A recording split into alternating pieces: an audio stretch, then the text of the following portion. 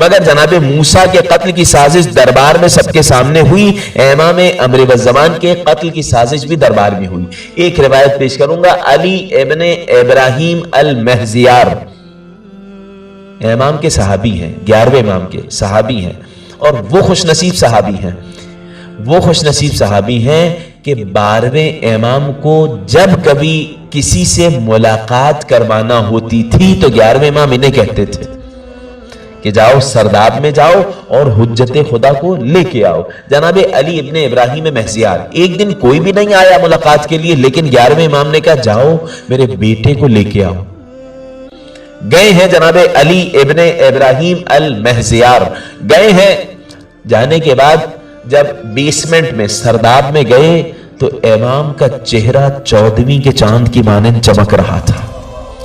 آغوش میں لیا، 11ویں امام کی خدمت میں لے کے آئے ہیں، 11ویں امام کی خدمت میں لائے۔ اچھا اب اندازہ لگائیے، 11ویں امام نے آغوش میں لے لیا، جیسے ہی 11ویں امام کی گود میں 12ویں امام آئے، تکلم بکلام لم افہم، ساتھ رہتے ہیں مگر کہہ رہے ہیں 11ویں امام اس بچے سے جو بات نہیں کر سکتا، اس عمر میں کوئی بچہ بات کر رہے ہیں اور ایسی بات کر رہے ہیں اس لہجے اور اس زبان میں کہ مجھے کچھ سمجھ نہیں آ رہی۔ حیرت کی انتہا نہ رہی کہ جواب بھی بچے نے اسی لہجے میں دیا۔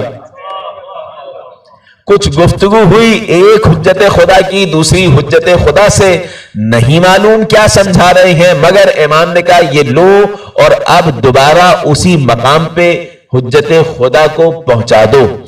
جیسے ہی پہنچا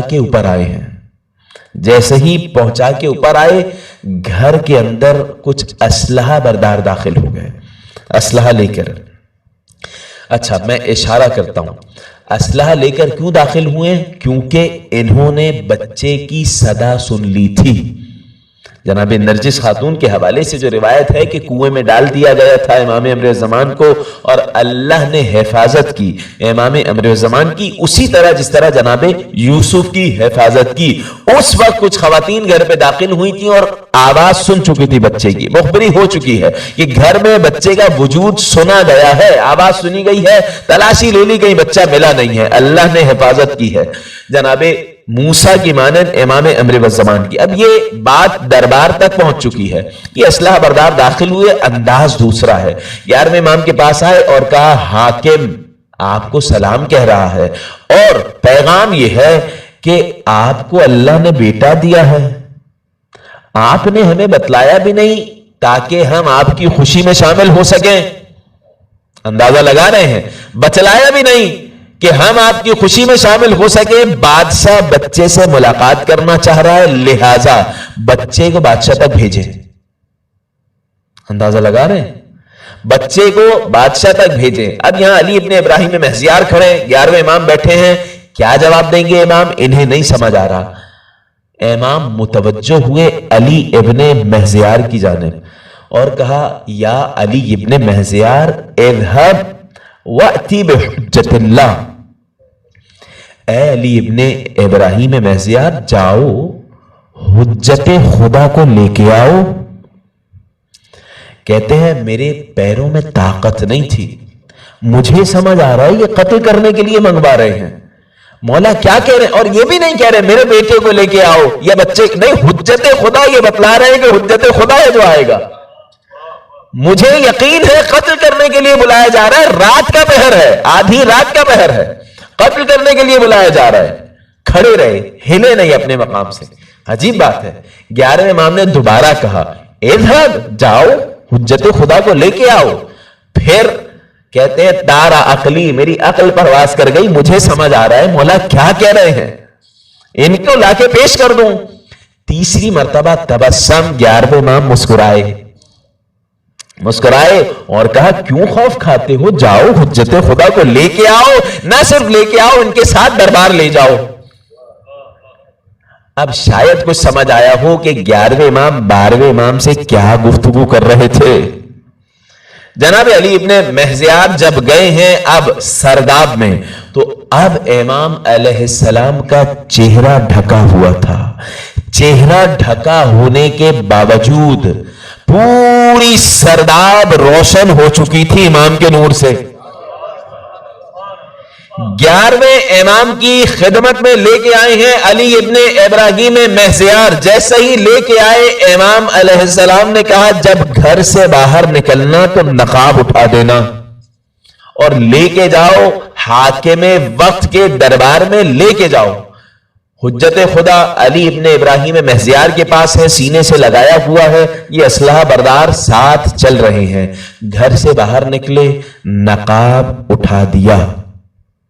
नकाब उठाना था कि चेहरे से वो नूर निकला जो सूरज से ज्यादा रोशन था।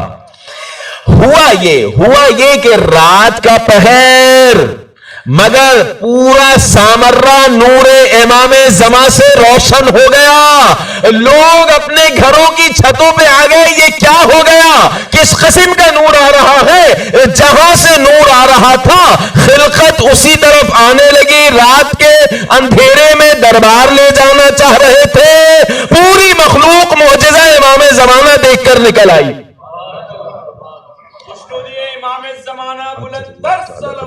अल्लाहुम्मा सल्ली अला मुहम्मद व आले मुहम्मद। यहां इज़्दिहाम इतना हो गया कि लोग बढ़े जा रहे हैं जियारत के लिए कि ये हुज्जत खुदा है, इनके चेहरे से ये नूर निकल रहा है कि रात के अंधेरे में सूरज जैसी रोशनी हम देख रहे हैं। लोग आगे बढ़ने लगे, इन असलहा बरदारों से संभालना मुश्किल हो गया, लोगों को धक्का देकर पीछे कर रहे हैं। अली इब्ने इब्राहिम ने और तेजी से इमाम को सीने से लगा लिया। एक मर्तबा बड़ी मुश्किलात से, बहुत मुश्किलात से लोगों से बचाते हुए दरबार में पहुंचे हैं। लोगों से बचाते हुए दरबार में पहुंचे हैं। भाई मान जाना चाहिए था, अब मुअजिजा इमाम देख चुके हैं, लेकिन ना मानने वाले नहीं मानते।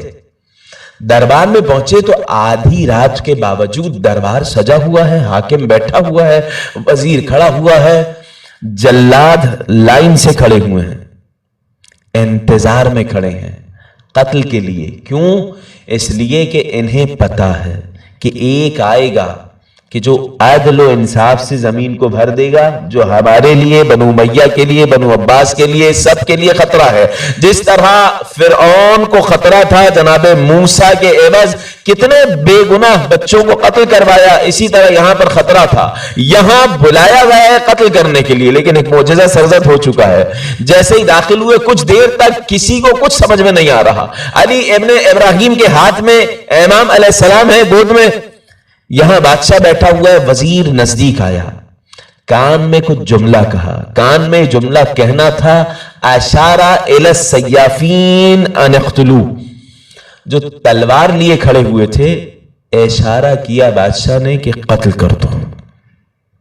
अंदाजा लगा रहे हैं, बादशाह ने इशारा किया कत्ल कर दो। ये पहलवान जो एक इशारे के मोहताज होते थे और पलक झपकने में सरकलम कर देते थे, इतने सारे लाइन से खड़े हुए हैं, बड़े बड़े पहलवान हैं, लाख कोशिश की तलवार म्यान से नहीं निकली। फानूस बन के जिसकी हिफाजत हवा करे, वो शमा क्या बुझे जिसे रोशन खुदा करे। अब एक जुमला कहने जा रहा हूं, काश के समझ जाएं आप हजरात। सुनिएगा क्या कहा इन्होंने क्या कहा। ये जो लोग यहां थे, मान जाना चाहिए था ना कि इतने बड़े बड़े पहलवान हैं, तलवार न्याम से नहीं निकल रही है, तो कोई मौजज़ा है, दूसरा मौजज़ा जाहिर हो चुका है। ये वजीर ने कहा, एक जुमला कहा। क्या जुमला कहा? कि ये बनी हाशिम के जादुओं में से एक जादू है। बनी हाशिम के जादुओं में से एक जादू है। हमें यकीन है जदीद असलहे जो हमारे यहां सरदाब में और तहखाने में रखे हुए हैं, उन पर इनका जादू नहीं चलेगा। इमाम अमर ज़मान अली इब्ने इब्राहिम महजियार के आगोश में है, तलवारों पर किसी किस्म का जोर नहीं चल सका।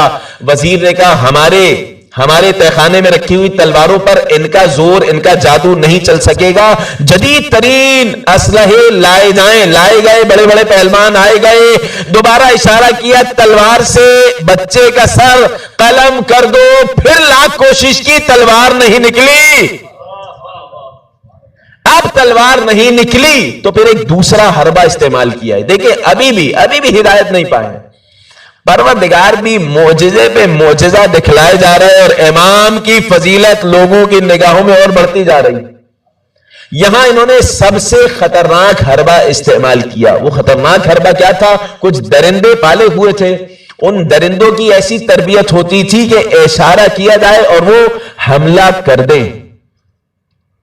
3 خطرناک بھیڑیوں کو لایا گیا. 3 کو لایا گیا ایک حجت خدا کے مقابلے میں. میں بھیڑیوں کی بات کر رہا ہوں.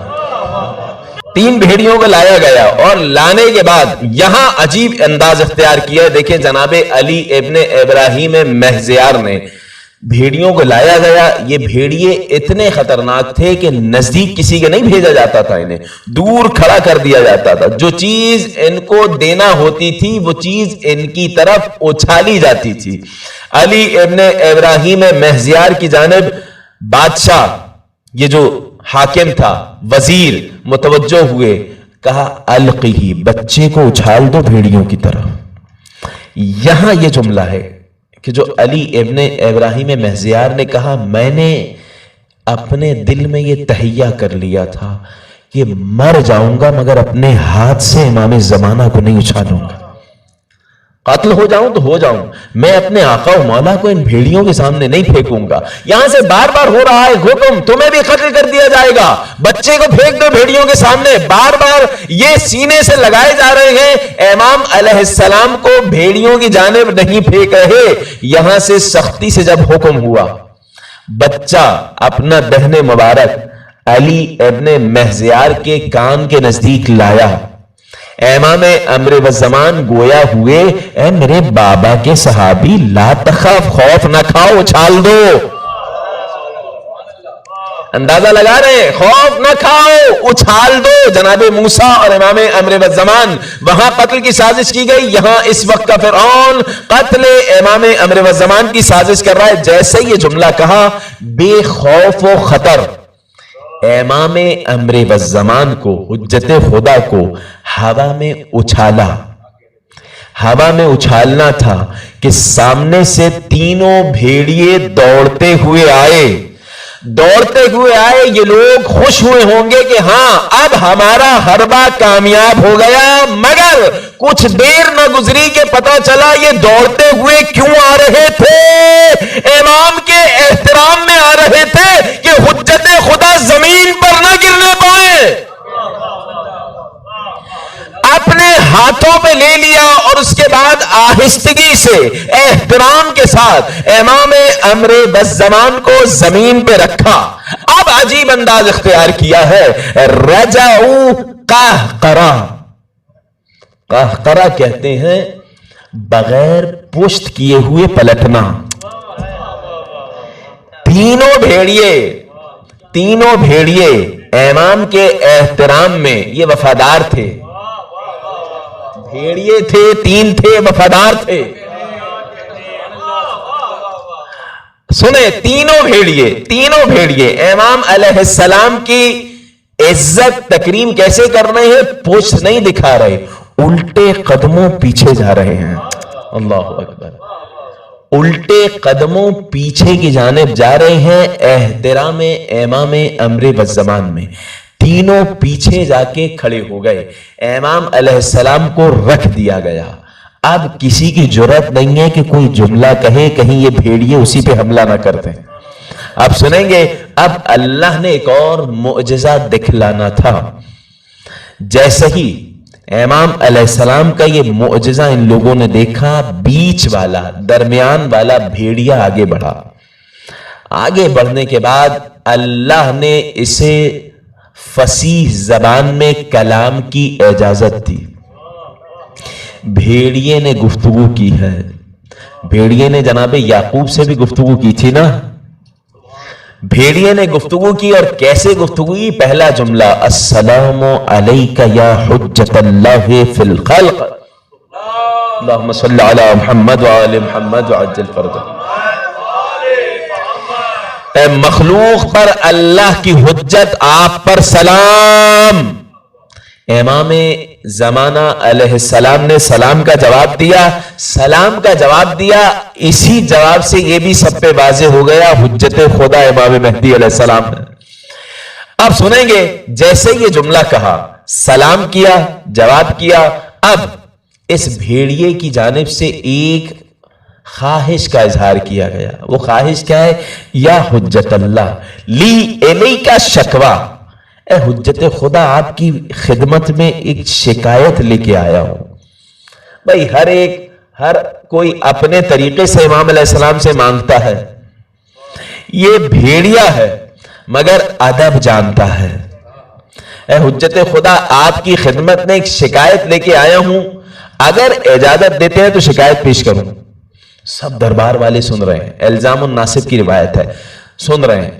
بھیڑیا آگے بڑھا، جیسے یہ اجازت مانگی امام کا جملہ آیا، پیش کرو، کہو کیا کہنا چاہتے ہو۔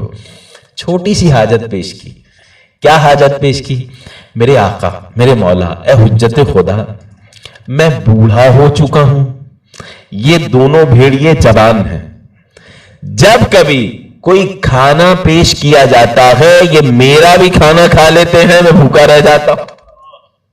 اندازہ لگائیں، چھوٹی سی خواہش تھی امام علیہ السلام سے کی، مولا اپنا کھائیں، میں بوڑھا ہوں، میں نہیں کھا پاتا، یہ پہلے کھا لیتے ہیں، یہ مجھ پہ ظلم کرتے ہیں۔ ایک اور معجزہ امام کا کیسے سرزد ہوا، امام علیہ السلام نے کہا انہیں ان کے عمل کا بدلہ ملے گا، مکافات عمل یہ ہے آج سے تم ان جیسے ہو جاؤ گے، یہ تم جیسے ہو جائیں گے۔ جملہ ختم نہ ہوا کہ یہ بھیڑیا جوان ہو گیا، وہ دو بوڑھے ہو گئے۔